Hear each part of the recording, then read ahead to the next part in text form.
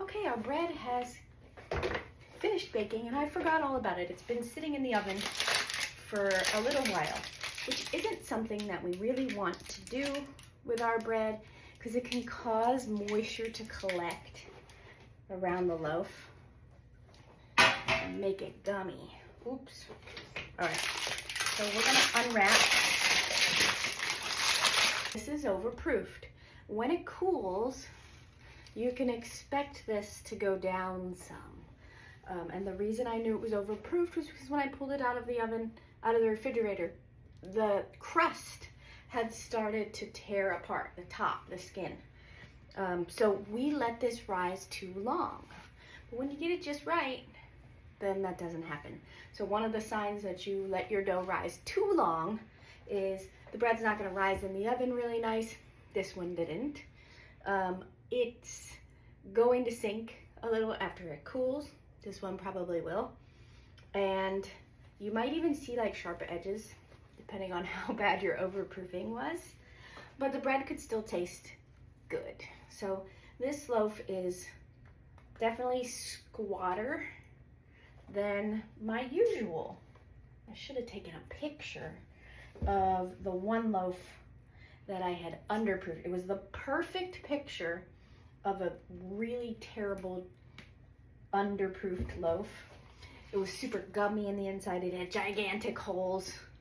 And I had baked it to 205 degrees. So when you bake a bread to 205, you'd be like, well, why is it gummy in the inside? It could be gummy for more reasons than just I didn't bake it to temperature. And some of those reasons are you didn't let it rise long enough, right? Which would be called proofing. We also could see gummy bread if the bread's just too wet. Okay. I can't believe I'm literally slicing this off. So getting the bulk fermentation just right is sometimes a challenge. The reason this loaf overproofed in the refrigerator overnight is because I used 30% starter instead of the 10% that I might use normally in the summer.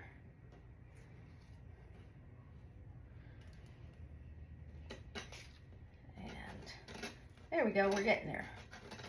Wow, that really got on there, didn't it? Oh, now we're talking. Come on, parchment.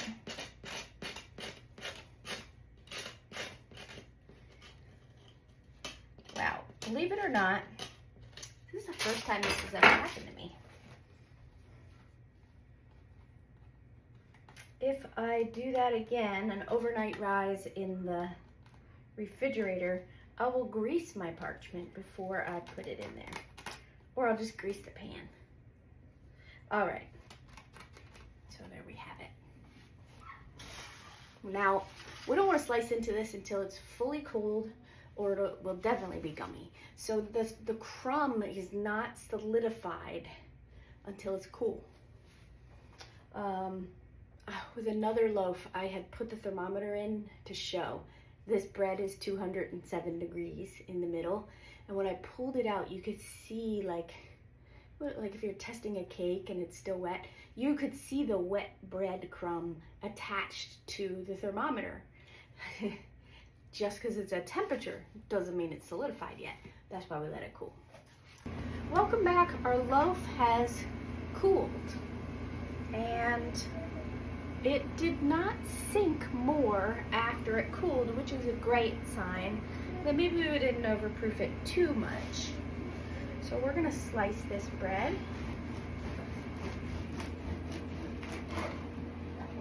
And then we're gonna take a look at the crumb.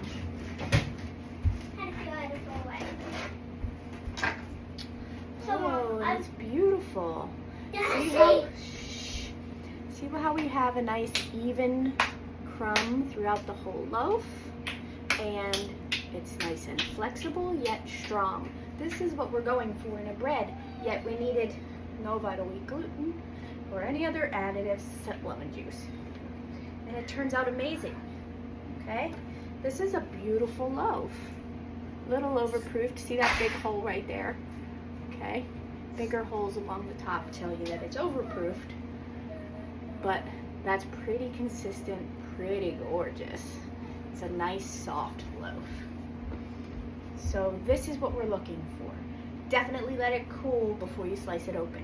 However, if you are super antsy and you cut it open anyway, and it's gonna be gummy, fair warning, then stick it on its cut end to cool. That way you're gonna keep as much of the moisture in there as you can and let the crumbs solidify, and maybe you can save your loaf a little. Tips for slicing your bread when it comes out of the oven, okay? First of all, your crust. If your crust is hard and you don't like that, you can brush the top of your crust when it comes out of the oven with a little bit of butter or oil, and that will soften the crust. Even if you baked with a Dutch oven, keeping it nice and crispy. When you're slicing your bread, okay, you want to try to go from here and not here, okay? So we're just going to do this motion from here, okay? And we're not pushing down on the bread. We're just going back and forth and letting literally the weight of the knife cut the bread.